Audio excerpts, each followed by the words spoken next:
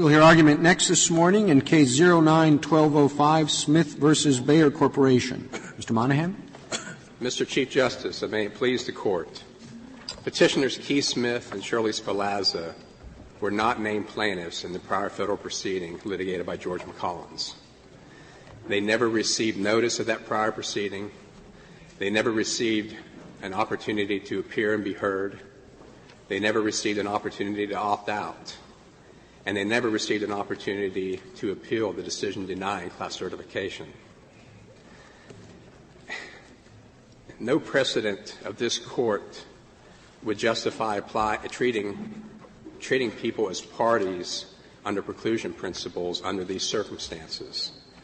Recently, in Taylor v. Sturgill, this Court addressed the role against non-party preclusion and discussed the recognized exceptions.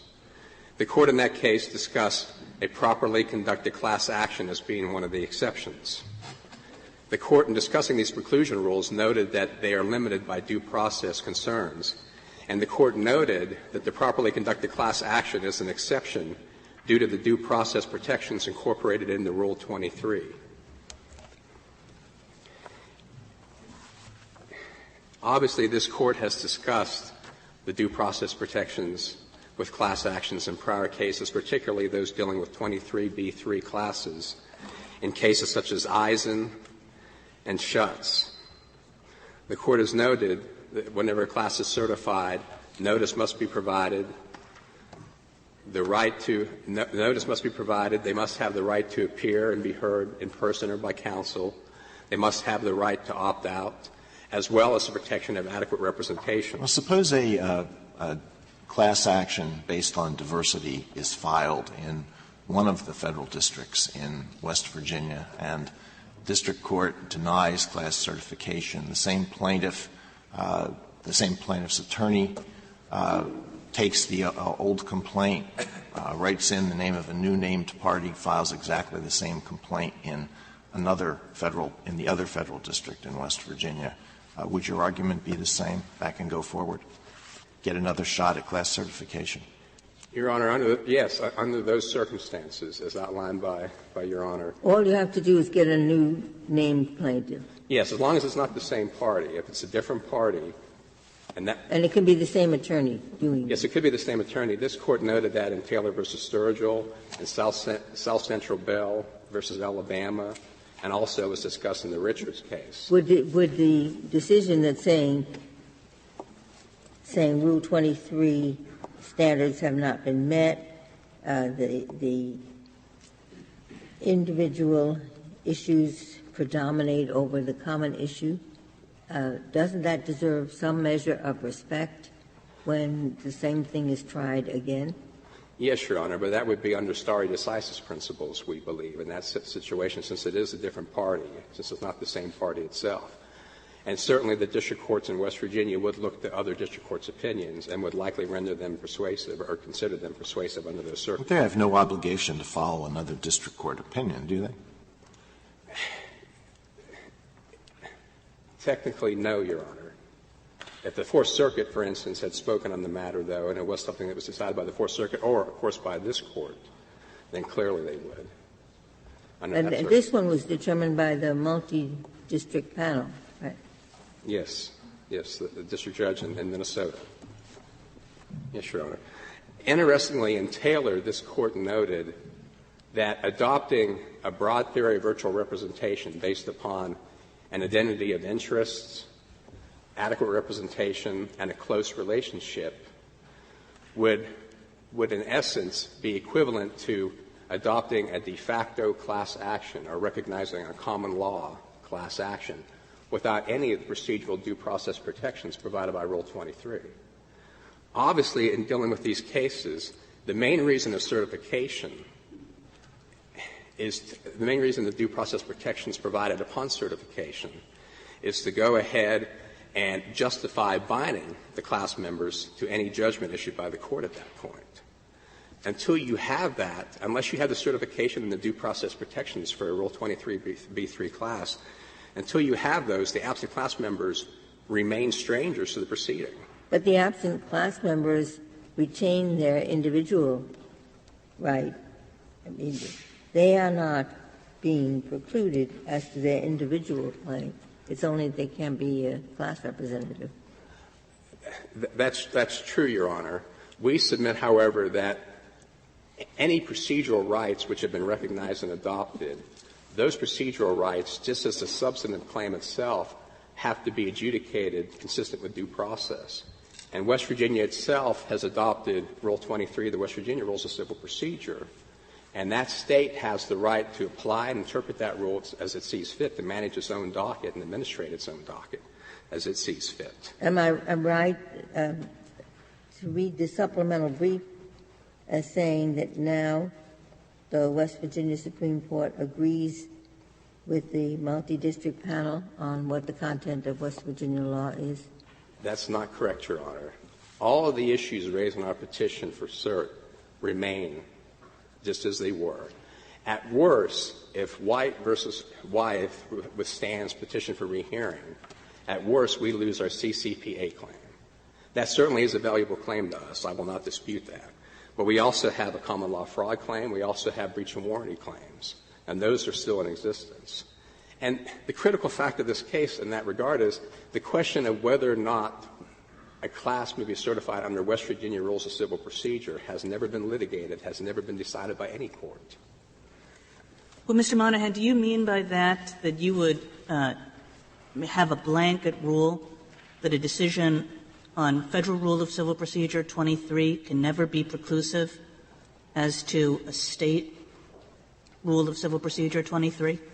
Your Honor, I believe it would depend upon whether or not that State has said that not only are we going to look at these Federal decisions as being persuasive, but we're going to consider ourselves bound by the decisions of the Fourth Circuit or the United States District Court of the Southern District of West Virginia. Well, suppose the State says we will not consider ourselves bound. We do have our own law with respect to Rule 23, but sometimes we'll go along with the Federal rule and sometimes we won't.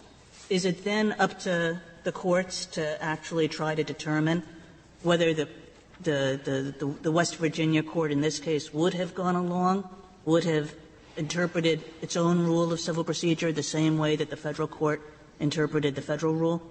Well, for instance, what Your Honor suggested is essentially what the West Virginia Supreme Court of Appeals does. I mean, they will consider them to be persuasive. They will consider them. But in the In re Reslin case, the Court noted the Court actually criticized the circuit judge for relying exclusively on Federal decisions denying class certification in medical device or prescription drug cases. And the Court noted that, although we will look at those rules and they may be persuasive, they are not binding and controlling on us. And that's because we do not want our legal analysis to be nothing more than a mere Pavlovian response to Federal decisional rules. What is the difference between the Federal law and the West Virginia law on the class certification issue? Not the application to this particular complaint, but as to the standard. What do you see as the difference between the Federal standard and the West Virginia standard? The main difference, Justice Alito, is that our court has, and they cite this in In re Reslin, for instance, they cite Newberg and class actions as one of the authorities to support this principle, but they note that in our court that normally challenges based upon reliance, causation, and damages will not bar certification on a predominance basis because those go to the right of the individual to recover, but not to the overall liability issues of the defendant, which it believes can be addressed as common issues in many cases and save the court an extreme amount of time addressing those common issues. Now, the Court indicates that if individual trials need to be conducted later on on any of those issues, if there are truly individual issues that need to be resolved concerning those claims, individual trials can be accomplished. That the court here, the Federal court, decided that there weren't predominant issues based mostly on the fact that, like the Virginia court has now, it's decided that there's no economic loss. What were the differences? What were the differences here? How would the difference in standard play out here? Well, for instance, and this is an interesting aspect of this case, that the Court's not only trying to bind us on the procedural ruling, but is also trying to bind us on the substantive ruling as to what the elements of the claims in West Virginia are and as to what's needed to prove those claims. For instance, The Eighth Circuit has held that in looking at the district court's opinion, that it has held that an actual physical injury is required, that economic loss alone is not enough. Clearly, that's not consistent with West Virginia law. And economic loss alone can be sufficient. And I'm sorry. I don't mean to cut you off, but you're really arguing that due process requires the same treatment, essentially, of notice and an opportunity to be heard that we are giving to a substantive decision that blocks a future member from pursuing his or her claim, correct? Yes, very similar, Your Honor. I mean, in this circumstance, I mean, these rights are provided, these procedural rights, once they are created, are being provided and they can't be taken away without due process. West Virginia has recognized the right to proceed in our court under our rule. Now, you don't have a guarantee. You're almost treating it as a property right, and you're basically saying we're equating it with essentially a property right. Well, I think what I'm trying to say, Your Honor, is that these type of procedural rights, whenever you have a substantive claim, which is a property right, and you seek to litigate them, you should have available to you all the rules of civil procedure which have been adopted and recognized. And those procedural elements of the claim should be treated or adjudicated just the same as a substantive claim. If we disagree with you, because there is a difference of some sort between procedure and substantive rights, then what would command the due process violation in a situation in which the federal litigation has applied essentially the same standard that the state has, and there has been adequate representation on the procedural question, where no substantive right of a plaintiff has been extinguished? And that's a lot of conditions, but those are the three conditions of this case. So what in due process requires that outcome, your outcome? Well, I mean, I believe that the basic, because we're not the same party, we believe the basic elements of just the notice and the right to be heard, which our party has never had. You're extinguishing a substantive right. If I return to my question of what makes a procedural right substantive. Well, this particular procedural right is very closely connected. I mean, one of the main purposes of a class action is to level the economic playing field and to enable people with small individual claims to aggregate them in order to seek justice. Without Actually, those, not true. The plaintiff here receives the same thing. The issue is how much money the lawyers are going to receive, really. Because the plaintiff gets their attorney's fees, gets a statutory violation amount, which is going to be the same whether it's in a class action or an individual action.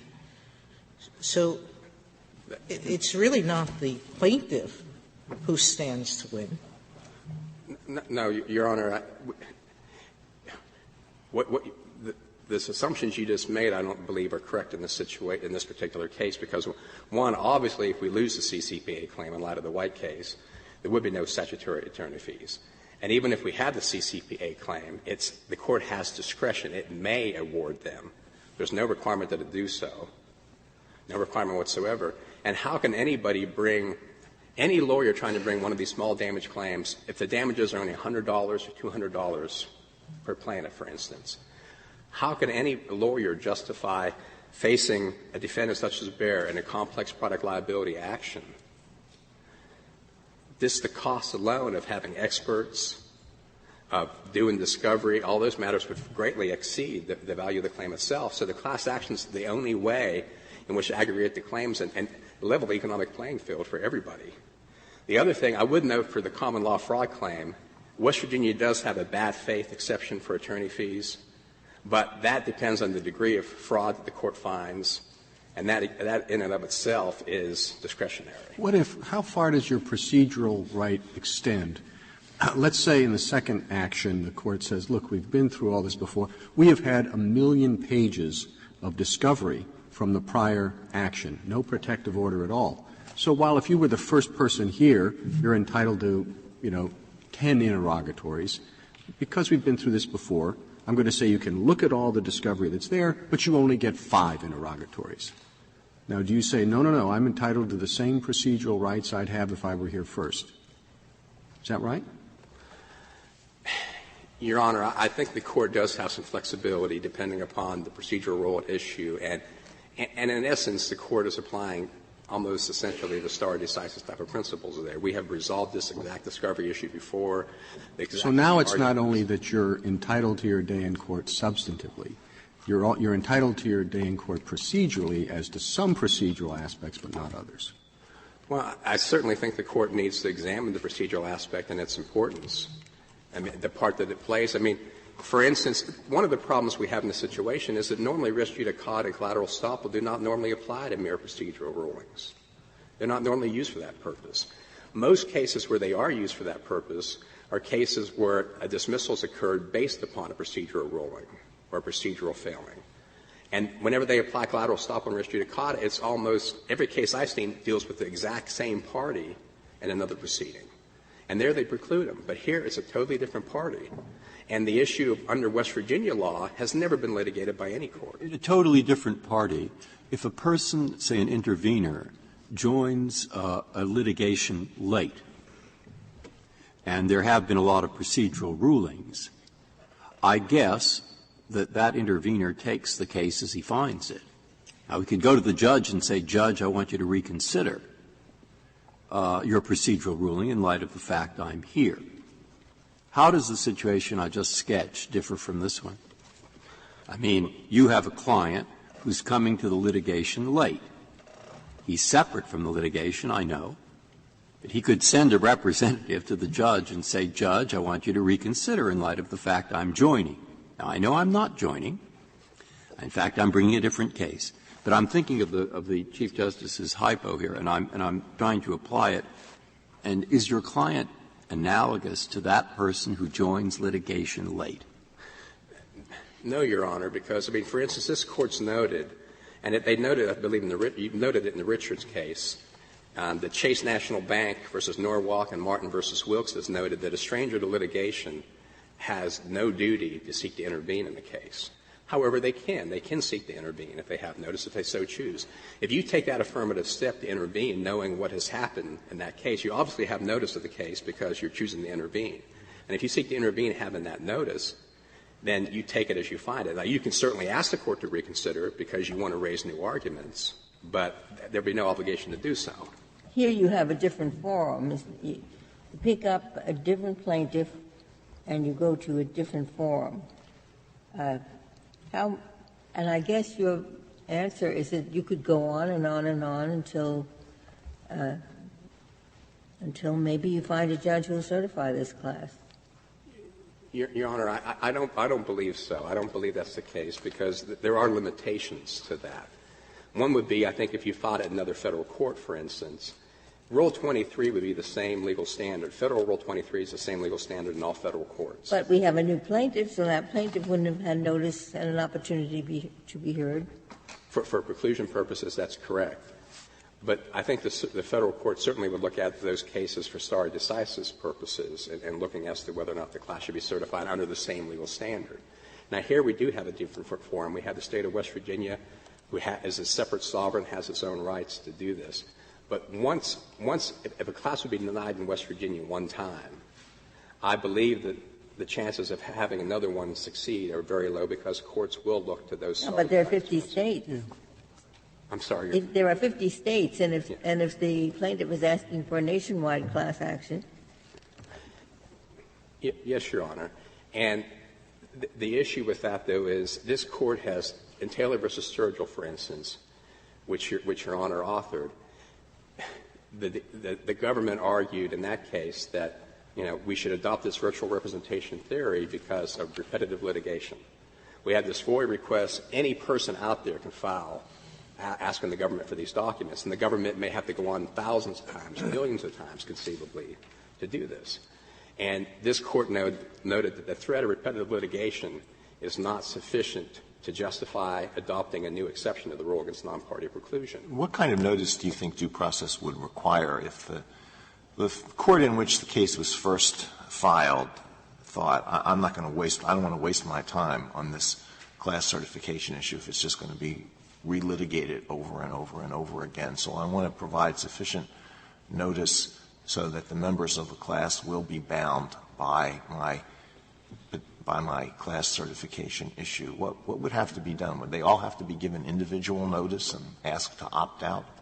Your Honor, I believe so. I believe, consistent with Schutz, this Court's ruling in Schutz and Eisen, I think they would, because once they had the notice and if they would decide not to opt out, then they would be bound by any ruling that the Court issues there. But if they don't have that opportunity, especially whenever — and this case also involves the Anti-Injunction Act, of course, and principles of federalism and comity. And any question under the Anti-Injunction Act, any doubt, should go against issuing injunctions. And the exceptions to that act are narrowly construed in light of principles of federalism. And because we do have a separate state here and we're trying to apply or seek state relief and seek the state rules and follow the state rules, I do believe you would need the same notice that we have in Schutz, the notice, the opportunity to appear, and the opportunity to opt out. Now, certainly, other issues, and if we're talking about policy concerns, another thing to note is that in CAFA recently, whenever Congress adopted CAFA, certainly if they believed that using one class denial in federal court as a basis to preclude all other similar classes seeking certification, if they thought that was consistent with due process, certainly they could have considered adopting that as part of CAFA, but they chose to deal with it in a very different way, a very different manner. And that was to go ahead and change the jurisdictional status in diversity cases, make minimal diversity, and allow removal with certain exceptions for certain discretionary ones, stay at home and local controversy exceptions. But they didn't — that's how they chose to deal with it. Now, certainly we would admit that since CAFA's been enacted, certainly there's not nearly as many of these cases which will occur where this would be an issue, because many large classes now will get removed. When Congress enacted CAFA, did Congress think about this precise issue, the issue that Justice Ginsburg is raising about a lawyer going from state to state with a different named plaintiff? Was that part of what Congress was reacting to? Yes, Justice Kagan. It's my understanding that that was something they were concerned about. And they were concerned about, again, some states being too permissive in granting class certifications. And they were worried about some of those same factors. But one of the primary concerns in CAFA itself, though, was protecting the absent class members' rights. And this Court's noted those same rights in MChem and Ortiz. Many of its cases, your cases, you've noted that that's a principal concern. And this Court has heightened the standard in those class settlement certifications for the Court to make sure that each and every element and requirement is met, to ensure that the settlement itself is fair to all class members, including the absent class members, and that the attorney fees are fair. Would it be a violation? Would it be a violation of due process if Congress enacted a statute, or if there were a rule adopted that said that the first ruling on class certification by a federal court binds all members of the class in any other federal litigation? Would that be they would retain their individual claims, but there could not be another class action filed? Would that be a due process violation? In all other federal cases, I believe that might survive a due process challenge, because you're limiting it to the same legal standard in those cases. I think you could, because it would be applying, though, to absent class members who are not truly parties. I believe some of those due process concerns could be raised. But you certainly would not have the elements of the federalism. You would not have the different legal standard that we have with state courts applying their own rules. Well, is there a due process right to have a class action? Your Honor, this Court's noted a procedural right to seek class certification. There's no right to have one. We have to meet the requirements. And what if Congress just decided to get rid of class actions altogether? Would that be unconstitutional? Your Honor, I certainly would hope that they would provide notice and an opportunity for people to come and make their arguments and argue both sides of the question. But no, I don't believe so. Has it ever happened? Did you ever come across an instance before where in a federal court a judge in a district court said, no, you can't have a certification, no, and then a different plaintiff went to a different Federal court in a different part of the country and asked for a similar certification? Have you ever found anything like that in precedent? But it's in two Federal courts rather than State Federal? Yes, Your Honor. I believe that maybe Thorogood, the recent Thorogood case out of the Seventh Circuit, might involve something similar to that. And did they say in that case that the second judge is bound as a matter of stare decisis, or is he bound as a matter of collateral estoppel? They found collateral estoppel preclusion principles, Your Honor. So it's the same issue as here. Well, it's even somewhat worse, in my opinion, because not only did they have a different party, but they went from a nationwide class to a statewide class. And that itself is, that's even Bridgestone. That would be all right under. Of course, you would say that the subsequent plaintiff is not bound if he was not given notice and an opportunity to opt out, even if he came back to the same court. Right? Be a stupid thing to do. Yes, Your Honor. And he's probably going to lose, but you'd say he's not bound, right? Yes.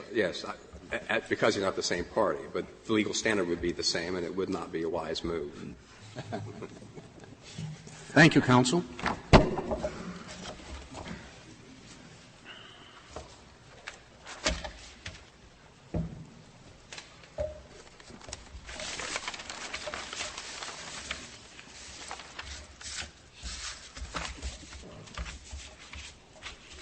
Mr. Beck.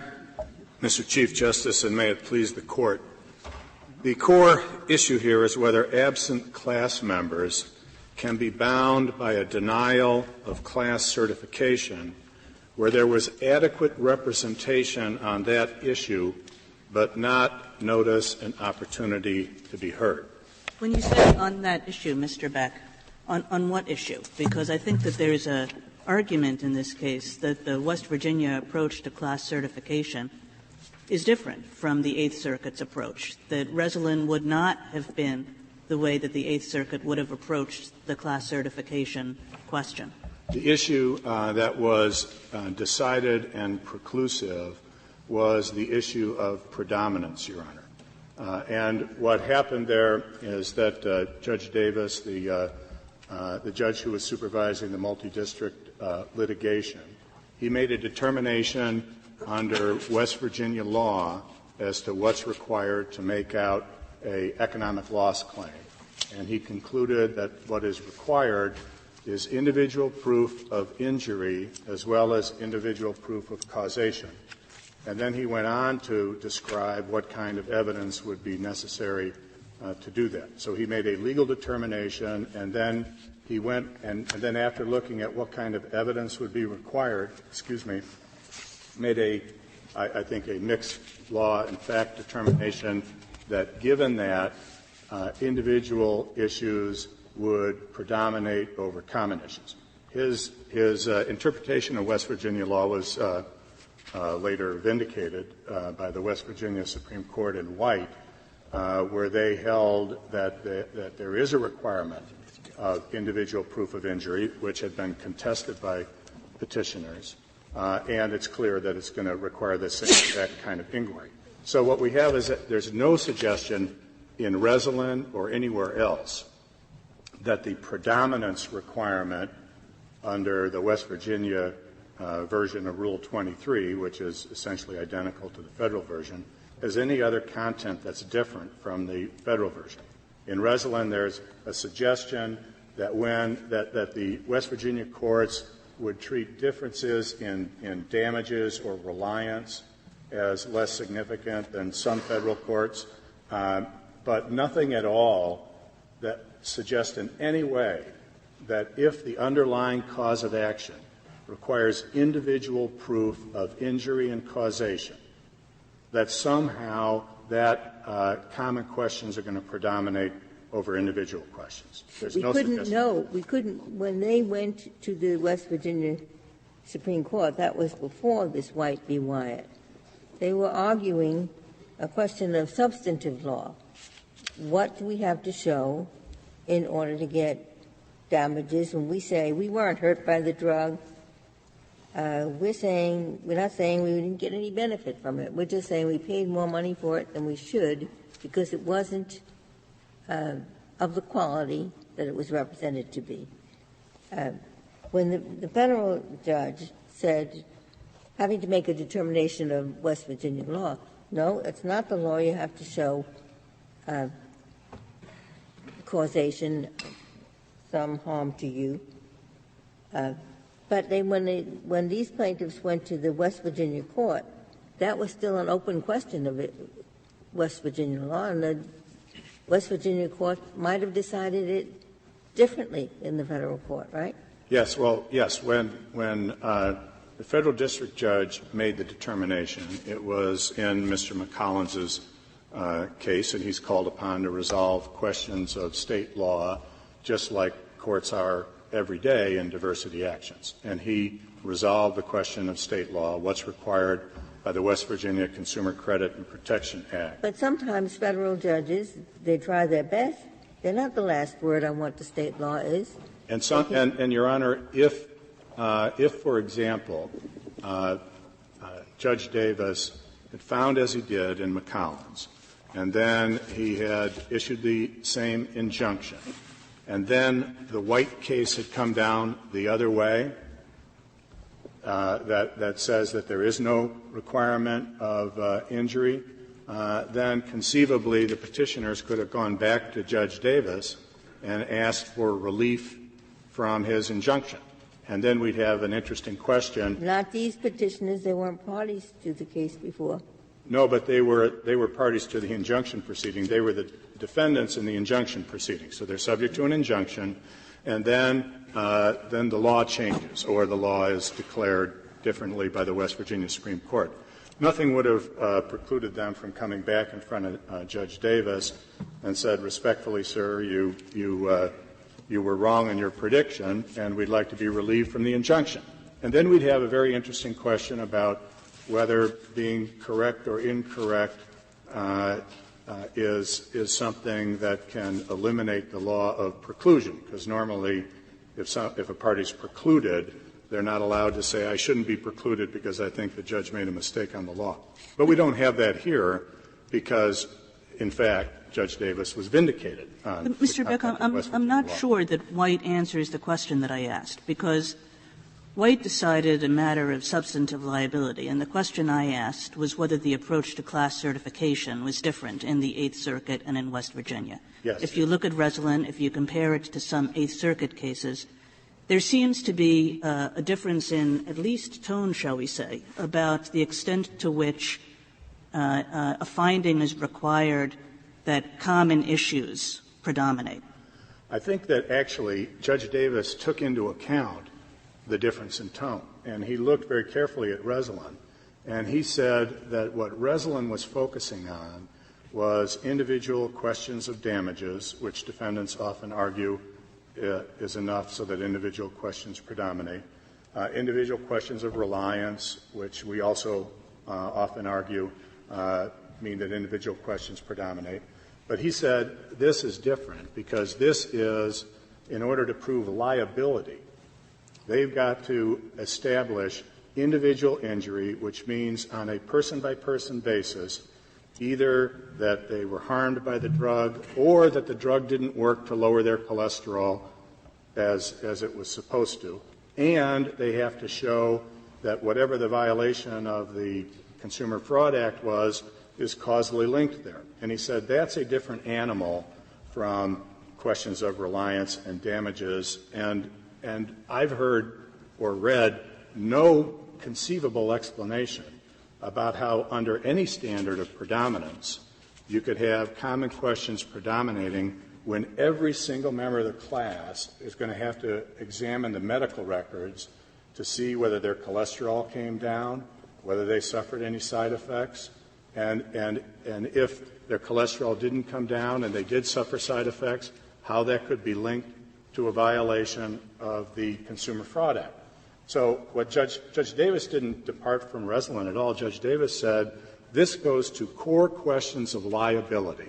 And as I interpret the West Virginia statute, in order to establish liability, they're going to have to show that on an individual-by-individual basis. And the relevance of White is that he's correct. Of course, White even goes further and says because of that there's no cause of action under the West Virginia Consumer Credit and Protection. How do you answer but that they have claims that do not involve the consumer or whatever it is? They have fraud claims and some other kind of claims? Warranty claim, Your Honor. There was also a warranty claim in the McCollins case, the original federal case. Their warranty claim is no different, and the requirements of a warranty claim are no different. Fraud obviously requires individual proof of injury and causation. The fraud is, the Consumer Fraud Act is an effort to make it easier for plaintiffs to make out a cause of action. If you can't make out a cause of action under the Consumer Fraud Act, it certainly can't be made out under fraud. And in terms of preclusion law, what the Eighth Circuit observed was that when there's the same core set of facts that make out a cause of action, adding another label to it doesn't change the preclusion analysis. Mr. Beck, if you're right about issue preclusion, then if Baer had gone into the West Virginia court and said, West Virginia court, Judge Davis has decided this case in the Minnesota Federal District Court, issue preclusion, that's one thing. But what was used here was quite a heavy gun, and that is an anti-suit injunction, which seems to say we're not going to trust the West Virginia court to apply issue preclusion. We're going to stop that court from proceeding altogether. And the anti-suit injunction is it's a very strong weapon. And even though it's the clients who are being precluded, it's really saying to another court, we're not even going to let you get to this question. We're going to stop you. So maybe you could be right about preclusion, but wrong about use of the anti-suit injunction. Well, Your Honor, any time that someone invokes the relitigation exception to the Anti-Injunction Act, by definition, an alternative would be to go into the second court and just simply plead preclusion. That would always be available, and if that were sufficient, then there would be no relitigation exception to the Anti-Injunction Act. Here's a reason why it's very important in a case like this. Under their theory, they could not only file a class action in one county in West Virginia, and then if we couldn't get an injunction but we pled preclusion, and if we prevailed, they could file one in another county. And in West Virginia, county judges don't look to judges from other counties as stare decisis. And so they could go under their approach to another county. And that judge might agree with us. And then they go to another county. And eventually, they're pretty confident that they'd find one judge in one county in West Virginia who would reject our preclusion analysis and allow the case to go forward. And in West Virginia, we have no right to have an appeal heard.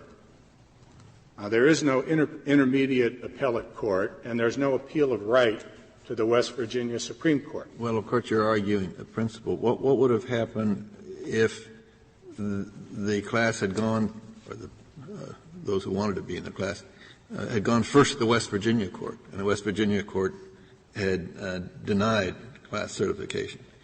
Would that preclude a later federal court from granting class certification? If the West Virginia court had denied class certification on an issue that is present in Rule 23, then it would be preclusive under Rule 23. It would be under the full faith and credit statute, where federal courts have to give full faith and credit to state judgments to the same extent that a state would. If, however, Your Honor, the court said in West Virginia, well, they meet all of the requirements of our Rule 23, but under West Virginia law, we have discretion to deny a class even if they meet all the requirements of Rule 23, then that would be an interesting question because under federal procedure, under this Court's opinions, if someone meets all the requirements of Rule 23, then class certification is appropriate. Mr. Beck, the relitigation exception of the Anti-Injunction Act speaks in terms of judgments. Why is the denial of class certification a judgment? I'm not sure that it would be in the mine run case, but we don't have it. One of the reasons that this case is unusual is that we actually have a real-life final judgment that incorporates the denial of class certification. But the judgment, if I understood it correctly, there was just a contemporaneous summary judgment motion, and the Court granted summary judgment as well. But the denial of class certification isn't responsible for the judge's dismissal of the suit. Well, but it is merged into the judgment. It's explicitly a part of the judgment. It's in the judgment itself. I think it's our Joint Appendix 83, is it? So that sounds like a very contingent answer to my question. If that were not the case, if it was the denial of a class certification, but then the action proceeds as a non-class litigation, you think that there would be no judgment and so the Anti-Injunction Act would not apply? No, Your Honor. I think that would be a tougher question. It's posed in some of the other cases percolating up. The Thorogood case, for example, there's or the some of them out of the Seventh Circuit. I think that under normal preclusion analysis, decisions that have not reached the point where there's a formal final judgment can still be given preclusive effect if they're sufficiently final that a court says it's exceedingly unlikely that we could reconsider. That's true about preclusion, but and so that you might go into the West Virginia court and say this second plaintiff should be precluded. But as Justice Kagan pointed out, you're dealing with the anti-injunction statute that talks about judgments. And I was about to say, Your Honor, that under the Anti-Injunction Act, it might actually be a different analysis. And because the issue isn't present here, we haven't briefed it, but I could see under the looking at the statutory language of the relitigation exception that talks about judgments, and also looking to the federalism concerns that inform the Anti-Injunction Act, one could argue, in an appropriate case, that whatever the law is as to preclusion generally, when it comes to the Anti-Injunction Act, we're going to require more in the form of a formal judgment that incorporates the particular ruling. As I said, that's not our case. Well, but why isn't it really? Because here what happened was that there was a denial of class certification and there was a granting of a summary judgment motion at one and the same time. But the thing that was responsible for getting the case out of court was the granting of the summary judgment motion, not the denial of class certification.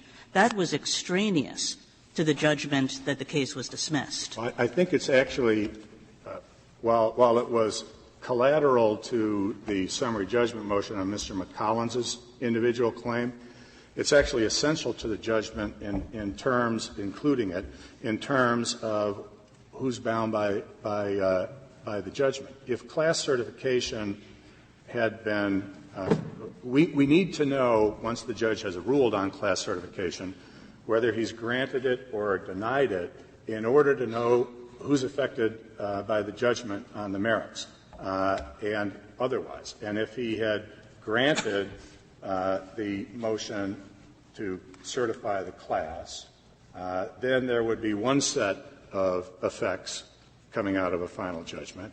If he denies the motion to certify the class, there's a different set of effects that come out of the judgment. So it is essential to the judgment in our mind, and incidentally, the essential to the judgment point under preclusion law is not one that the petitioners have ever raised below. It's not one that is in their questions presented or their cert petition or their brief. So this isn't an issue that they've preserved or argued, but we do believe quite clearly that the class certification denial was an integral part of the final judgment, and obviously it's in there on its terms. Counsel, under the Anti-Injunction Act, would it permit a blanket injunction that says against all future state court class proceedings across the United States? Could a court just order a relegation bar? I don't believe so, Your Honor. I think that in this Court's Chick-Cam-Chu decision, there was an emphasis that under the Anti-Injunction Act you have to have, the same issue litigated, and there was a concern about whether there was a significant difference in standards.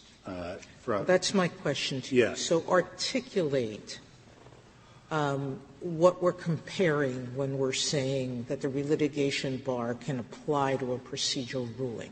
Yes. We started a little bit on the question, is there any requirement that that issue have been fully and fairly adjudicated in the prior proceedings? Oh, I think that for the for preclusion to apply, even before one gets to the Anti-Injunction Act, there's a requirement that the issue be fully and fairly litigated.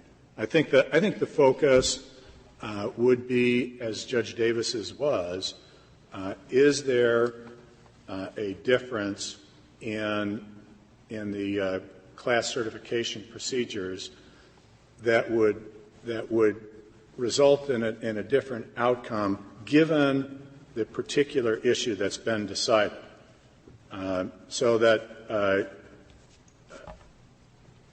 there, I could conceive of issues that would be dispositive in a federal court on class certification that would have nothing to do with certification in state court. You talked about different standards. Your adversary said that in this state, reliance doesn't need to be proven. Let's assume that fact. And the district court's ruling here was based on a reliance requirement and said no predominance because each individual plaintiff will have to prove reliance. Does that become a different standard or not? Judge Davis's opinion was not based in any way on reliance. I'm posing it as a hypothetical. Oh, I'm sorry. As a hypothetical. If a state court had said that this thing, that reliance or whatever, that is talked about so much in federal courts, we don't care about that, that's not part of our standard, then that would be, and that was the basis of the federal court's decision, then I think it would be applying different standards, and under Chick-Cam-Chu, there wouldn't be preclusion. See, the problem is that I don't know how you get and when you get to the question of whether reliance needs to be proven or not if you're going to bar the state court from reaching that substantive question, not that substantive issue, but that substantive question, which is not very different from here, which is what does economic loss require in terms of proof? Well, we're moving now from what is in Rule 23 in federal and state jurisprudence to what is the underlying cause of action whether reliance is a part of the claim. We keep saying reliance, and I'm shifting them only to try to get a sense of what different standards mean to you. And how we articulate that rule in a way that doesn't permit the barring of claims when there's a different standard. I think Justice Sotomayor, that you have to distinguish between Rule 23 and the underlying state law that's the subject of the lawsuit. And any time a federal court is looking at whether a class action can be certified for a violation of state law, it has to make a determination of whether of what state law is in terms of how you prove a violation, what the elements are. And you have to do that every single day. And you make that kind of determination, and then you move to the next step of whether that should be preclusive, which is when Rule 23 comes into play. And I think that's the point where you say, are the state standards under Rule 23 different from the federal standards? I'm the party trying to bring the later class action. And you tell me I can't do it because somebody else sought a class action and it was denied. And I say, well, I don't care. That's somebody else. That was not me. I was not and not only was I not a party to that case, I think that person had a lousy lawyer. And had I chosen the lawyer, we wouldn't have lost that point. What's your response to that? You cannot even say, as you can where the class has been certified, well, at least there was a determination by some judge that the absent parties were adequately represented. There hasn't been even that determination. Well, Your Honor, there was that determination in this case at the injunction stage. They did claim, they said, well, was this lawyer from West Virginia who made exactly the same arguments that they made, did he adequately represent our you do that ex post. Well, I think you want to litigate this later in it. Well, adequacy, of course, is part of Rule 23 analysis, but it's also independently a part of preclusion law analysis, where in order to be precluded, for a non-party to be precluded, then you have to do the analysis that's called for in Taylor versus Sturgill, where you have to say, in order to preclude a non-party, does it meet the two-part test of Taylor versus Sturgill? The first part, were their interests aligned? Here their interests were perfectly aligned. And then the second part is an either-or. Did the party in the first action understand herself, in this case himself, to be acting in a representative capacity, or did the court take care to protect the interests of the non-party? That's a very subjective decision whether the lawyer is right here. Whether the lawyer is adequate or not. People have different views about what kind of lawyer they want, and I can see somebody who doesn't even know that this action is going on saying, well, I don't care if you think the lawyer's adequate. I don't think he is. Besides, I wanted my brother-in-law to be the lawyer. Well, and in every preclusion case, there's a question about adequacy. And it focuses not on whether someone likes the lawyer or they've got a brother-in-law who's a lawyer. It focuses on whether the parties' interests are aligned. And McCollin's interests were identical to Mr. Smith's and Ms. Sperlazza's. And it points to whether Mr. McCollins understood that he was acting in a representative capacity, and to whether Judge Davis took care to protect the interests of non-parties. So it doesn't say that everybody gets to pick their own lawyer. If that were the rule, there'd be no law of preclusion because nobody would ever pick the same lawyers. One other point I want to make. But I'm sorry. No, I was just going to say it's odd to say you're precluded. The whole point is the basic principle that you're entitled to your day in court. And you're saying, well, you're not entitled to your day in court if somebody else had a day in court and they had a good lawyer. And that is exactly the question that's posed by the law of non-party preclusion. And as this Court's opinion in Taylor v. Sturgill said, there are circumstances where a non-party can be precluded based on litigation from someone else. And I referenced the test. And how can you possibly find that in the first action the lawyer understood that he was acting in a representative capacity? Well, he tried to act in but his representation was denied. It's the party rather than the lawyer, and it's when he commenced that litigation and when he litigated the issue that we're talking about of class certification, there's no doubt in the world that he understood himself to be acting on behalf of a class. That's why he was litigating class certification. And Your Honor, what we have here also, because we're kind of verging into the due process analysis, you have to start with the question of what is the interest that's at stake here. The injunction doesn't forbid any plaintiff from pursuing their individual claim or arguing anything they want about underlying West Virginia law. It only precludes them from going forward in a class action. And that is — But that's often theoretical, because on these small claims, it's class action or nothing. Nobody's going to pay a lawyer to go into court with a $100 case. These, I don't think, fall in that category, Your Honor. It's $200 statutory penalty per violation, which means per prescription refilled. There's attorney's fees on top of that. There's punitive damages on top of that. The McCollins case in federal court was that kind of case, and he pled that he satisfied the jurisdictional amount of $75,000.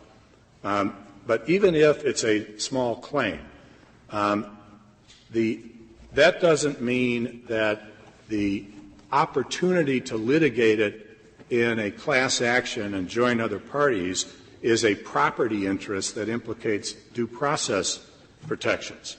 That is — Counsel. Thank you. Mr. Monahan, you have 4 minutes remaining. In this case, the MDL court did not seek to bind any parties. The decision was to deny class certification. The decision was not to bind any absent class members. Moreover, in cases talking about adequate representation, such as Hansberry versus Lee in the Richards case, one of the things this court noted was that normally you have a judgment that indicates who it purports to bind. There's nothing in the district court's initial judgment indicating that the absent class members are bound by the denial of class certification. Nothing whatsoever. In Devlin versus Scardelletti, which they say support their position, clearly supports our position, because that was a case dealing with a certified class settlement where there was objections. And because the objections were made and overruled, this court noted that those people could appeal directly without having to intervene in that case. Well, you have to I think you would concede that the Seventh Circuit now 2 decisions, one in Bridgestone and then the other in Thorogood. The Seventh Circuit thinks it can do this. Yes, Your Honor. And the Seventh Circuit, for instance, in Bridgestone, which the Eighth Circuit relied upon in this case, indicated that adequate representation was one of the factors, our right to appeal was one of the factors, and then our individual claims still existing consisted of sufficient due process. But one, we had no notice, so how can we appeal anything if we don't know it exists? And this Court's noted that in many cases in Mullane and Richards and throughout, that if you have no notice of a matter, how can you ever have an opportunity to be heard because you don't know about it? Now, as to adequate representation, that was something I wanted to turn to. Just on notice, does the record show when the client first came to the attorney? Your Honor, our case was filed in September 2001. The McCollins case was filed in August 2001. And nobody knew about the other one at all. I mean, these cases were filed almost the same time and less than a month apart in different counties, different attorneys, different named plaintiffs. I did want to note in Devlin v. Scardelletti, Justice Scalia noted in his dissent that not even petitioners were advancing the novel and surely erroneous argument that absent class members were considered parties before class certification. Do we know that in the record, that the attorneys didn't even know about each other's cases? Is that borne out? I mean, is that an issue? Your Honor, we've argued that throughout. We knew nothing about it. And, see, the MDL proceeding, we had like 1 or 2 cases that were filed individual actions where the plaintiffs did not want to seek class action status, and those got removed to federal court and transferred. The MDL court provides notice of the orders affecting all cases in general and then provides you with orders in your own case. You do not get orders about other individual cases. So we never knew about McCollins and that was seeking class certification. I would note that the White case here in no way vindicates the district court. The White case did say that reliance did not have to be proven if you have fraudulent concealment or suppression. Rather, the standard is all you have to do is you have to show would an objectively reasonable person have bought the product had they known all of the information that was concealed and suppressed. And clearly that can be dealt with on a common basis. But a confusing aspect here, it seems like many people try to argue that for class actions that you have to have all common issues or else you can't have one. And that's unfortunate because I'm not aware of any class action where you don't have these. Can I just go back to what you said before? I thought the West Virginia Supreme Court said you can't have actions for drugs under the consumer or whatever. Yeah, they added a syllabus .6, the last paragraph of the opinion, a paragraph that says that from now on the prescription drug purchasers cannot have such a claim. And that was unknown to anybody. It was not raised as part of the certified question and had not been litigated or argued. So that's part of the petition for rehearing, is my understanding. Thank you, counsel. Counsel, the case is submitted.